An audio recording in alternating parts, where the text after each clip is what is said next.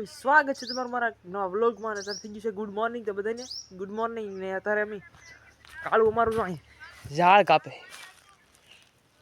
કેમ કાળું અહીંયા ઝાડ કાપે છે, હું અહીંયા આટા મારું છું. પોપિયા આવી ગયા છે પણ હજી કાચા છે ને એક પાઇક ઉપર આવી ગયું છે. તમે બધા આવી જાઓ પોપિયા ખાવા. આપણે આવી ગયા છીએ બાજરીમાં આટો મારવા.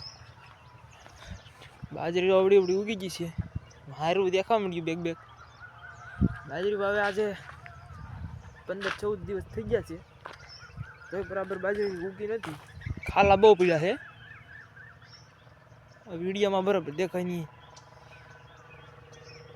ખાલા તો છે જ મિત્રો, બરાબર ઉગી નથી. આ ટાઈટ છે ને એટલે બધા આવી જાવ પોપિયું ખાવા. પોપિયું એટલું જ છે, તમારે કોઈને આવડ નહીં ફરી કહેવાનું આવજો પોપિયું ખાવા. મિત્રો અમે અહીંયા બાજરી વાવી હતી, બાજરી ઉગી નહીં બરાબર. જો આ કવાના પાણી પાઈ ગયા પછી બાજરી ઉગતી નહીં બરાબર.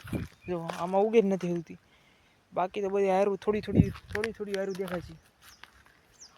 આમાં પણ ઉગી જુઓ, આ એક ઓળમાં છે ને એમાં નહીં ઉગી, બાકી અડધામાં ઉગી ને અડધામાં નથી ઉગી. તો આમાં પાછું ખેડીને પાછી વાવી પડશે એવું લાગે છે. આમાં તો ઉગી નથી, એમાં ત્યાં છોડવો જ છે. આ એટલા ખાડો હોય કે આમાં નથી ઉગી. જો તમે આમાં આગે જુઓ ને તો દેખાય, બાકી ઉગી છે નહીં. હવે આનું શું કરશું? હવે પાછી એવું લાગશે તો ખેડી પાછી વાવી જોઈએ. મેથી ને એવું બધું ઉગી ગયું, બાજરી ઉગી નહીં ને. આપણો કવો છે હો મિત્રો, હા ઉપર જ પાણી છે. વરસાદ અત્યારે તો હાથે અંબાઈ જાય એટલું આમને ઓટોમેટિક પાણી. મશીન કાંઈ મોટર કાંઈ નહીં મૂકવાનું, ડાયરેક્ટ પાણી હાલતું. ને હજી લેટે આવી છે નહીં, અમારા પાવર કાપ આવે છે. આપણે એમ ટાટરે જ છીએ, હજી લેટ કાંઈ આવી છે નહીં. અંધારું થયું પછી લેટ આવે, પછી આખી રાત વાળવાનું હોય આપણે પાણી. અને હરીગવાની સિઝન આવે એટલે હરીગવા દો ફૂલ સિઝનમાં છે. 15 દીમાં હિંગ આવી જાય. અને આ ઝાર પાઈને ખાતર નાખીને એટલે પીળી પડી ગઈ છે. કોને ખબર, કંઈ ખબર નહીં પડતી. આ બધી પીળી પડી, પાણી વધી ગયું, ખાતર વધી ગયું, કંઈ ખબર નહીં પડતી. પણ ખાતર નથી વીધું મિત્રો. ખાતર તો અડધા વીઘામાં $2 આવ્યું. 6 પાટિયા છે ખાલી 6 તો પાણી કાંઈ એમાં વીધું છે નહીં, અને ખાતર નથી વીધું. તોય પીળી પડી ગઈ છે. હવે જે થવું એ થાય મિત્રો. થોડીક વાર વેઇટ કર્યા પછી લેટ તો આવી ગઈ છે. જો આવી તો ગઈ છે પણ ને ફોલ્ટમાં આવી ગઈ છે. આપણે હોટી લઈ લઈ. દી થોડોક રો છે ખાલી. જો ઉપર આવી ગયો, હા એક્ઝેક્ટ માથે દી આવી ગયો છે મિત્રો. હે ને રોજ દાન એવું તો નથી આવતું, તો ભૂણ આવીએ તો એટલા તાર બાંધવા પડે. 4 તાર બાંધ્યા છે તો ભૂણા તો આવી જ જાય. જો અહીંયા ખૂટા દેખાય, ઓલકાલા શેઠ છે ને ના હાથ ફેર બાંધેલે તાર તોય આવી જાય. ને અહીંયા 4 તો અહીંયા છે, તો બાકીના બધા ખેતરમાં દોરી ઉપર તાર તો મારી જ દેવાનો. નકર તો અહીંયા કંઈ રાવણ નથી દેતા. આ ખેતરમાં જ હોય.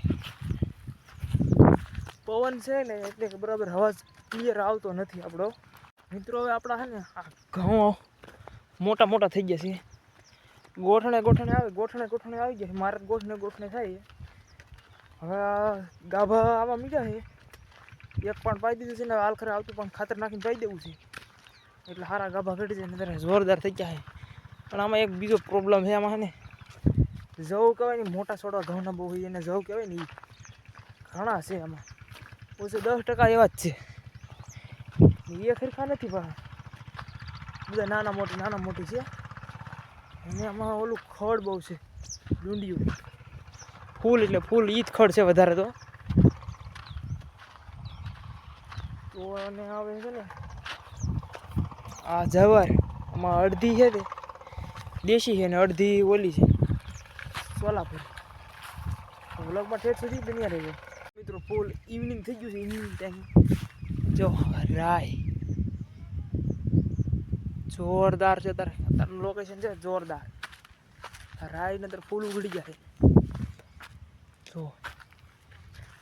જોઈ લો, જોરદાર છે. આજનો વ્લોગ અહીં પૂરો. જો તમને આ વ્લોગ ગમ્યો હોય તો લાઈક, શેર, સબસ્ક્રાઈબ અને કોમેન્ટ કરવાનું ભૂલતા નહીં. અને જો યુટ્યુબમાં જોતા હોય તો સબસ્ક્રાઈબ કરો. ફેસબુકમાં જોતા હોય તો ફોલો કરો. હવે મળીએ નવા કન્ટેન્ટ વિડીયો સાથે. ત્યાં સુધી બધાને બાય બાય.